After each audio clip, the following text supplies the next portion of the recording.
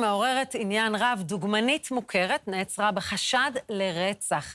שלום לעורך הדין אסף גונן, פרקליטה של הדוגמנית.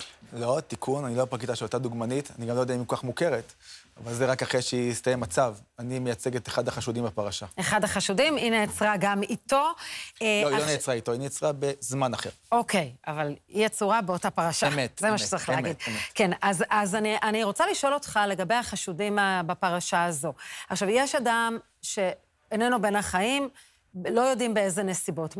כל החשודים הללו היו בדירה שם בפתח תקווה. מה הם מספרים? איך הם קשורים למוות שלו או לא קשורים למוות שלו? תראי, במסגרת הצו אני יכול לספר, ואני כמובן גם יכול לדבר רק על הלקוח שלי.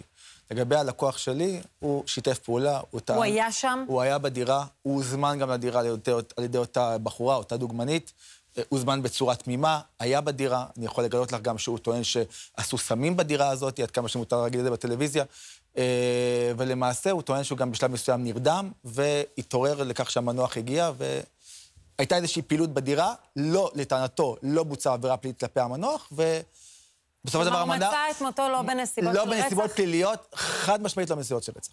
זה הוא טוען, ואני לא יכול להגיד מעבר לצו. וזה מה שטוענים שאר החשודים? אני לא יודע מה שאר החשודים טוענים. יש פה הפרדה חקירתית, ממה שהבנתי גם חלקם שומרים על זכות שתיקה. דרך אגב, זה גם עניין של קודים, אבל ממה שהבנתי מהלקוח שלי, לא, והוא טוען וחוזר על כך, לא בוצע עבירה פלילית כלפי המנוח. אבל מכיוון שהם נעצרו והייתה הארכת מעצר, אז נשאלת השאלה, מה הראו לשופטים שמצביע על כך שהוא לא מצא את מותו בנסיבות כפי שחשבו בהתחלה, אלא שמדובר ברצח? קודם כל, שאלה מצוינת, אני אומר את זה לא כמס שפתיים. לדעתי מה שקרה פשוט התקבלה מאותו בית חולים שבו היה המנוח ומצא את מותו איזושהי התראה על כך שהמוות הוא בנסיבות חשודות. התראה פורנזית, מה שנקרא. התראה פורנזית שצריך לבדוק את זה, הגיעה המשטרה, בדקה, הבינה שצריך לבדוק את המקרה לעומק, וטוב שעשו כך. וזה פשוט מוות שהוא בנסיבות חשודות, אבל אני מקווה ומניח שככל שיבדקו יותר לעומק את הראיות, ומה שנקרא, ינקו את כל הנושא התקשורתי, ויבדקו איזה נטו משפטית ראייתית, יבינו שלא מדובר פה באירוע. אבל כן היה שם ויכוח, כן היה שם מאבק באותו אירוע. ממה שהבנתי מהלקוח שלי, לא היה מאבק, בוודאי לא מאבק כזה שגרם למותו של המנוח, ואני עוד פעם, זה אומר לי על צד הלשון, אני לא יכול לספר מעבר לצו, הוא מתעקש על כך. הוא מתעקש על כך גם שהוא לא היה חלק מאותו...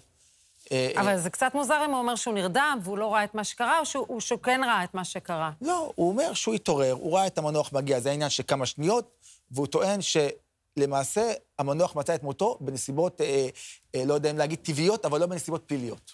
הם אלה שדיווחו למשטרה על מותו? לא, צריך להגיד בהגינות לא, ממה שאני יודע. אז זה כבר שאלה חשודה שאומרת, אם אתה רואה שאדם, אפילו בנסיבות טרגיות אחרות מאשר פליליות, מוצא את מותו, מדוע, נניח, שם קץ לחייו, מדוע אתה לא מדווח על זה? תראי, אנחנו יושבים פה באולפן, ואנחנו מגדירים את עצמנו כאנשים נורמטיביים. אני לא יודע עד כמה השוהים בדירה, כולל אותה דוגמנית, מוגדרים כאנשים נורמטיביים. כולל המיוצג שלך. שנייה, אני לא יודע עד כמה המעורבים הם מוגדרים כאנשים נורמטיביים. הנאשם שלי, החשוד שלי, יש לו עבר פלילי.